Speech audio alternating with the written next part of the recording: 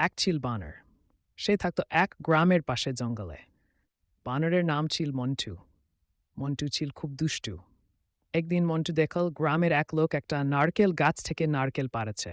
মন্টু মনে মনে বলল, বাহ, নারকেল! এটা তো বেশ মজার জিনিস মনে হচ্ছে। লোকটি নারকেল পাড়াতে ব্যস্ত। মন্টু সুয়োগ বুঝে গাছ থেকে নেমে এসে একটা নারকেল চুরি করে পালাল। জঙ্গলে ফিরে মন্টু নারকেলটা নিয়ে খেলা করতে লাগল, কিন্তু সে কিছুতেই নারকেলটা খুলতে পারছিল না।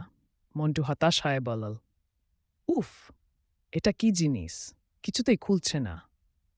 তখন এক বুড়ো ভালুক পাশ দিয়ে আসছিল। মন্টু ভালুকটাকে ডেকে বলল, এই ভালুকদা, একটু শুনে আও। ভালুক জিজ্ঞাসা করল, কি হল মন্টু, কি চাই? মন্টু অনুরোধ করল, দেখো তো এটা কি করে খুলতে হয়। মন্টু ভালুককে নারকেলটা দিল। ভালুক আত্মবিশ্বাসের সাথে বলল, এটা তো নারকেল, দাঁড়াও আমি দেখছি। ভালুক নারকেলটা নিয়ে দাঁত দিয়ে খোলার চেষ্টা করল।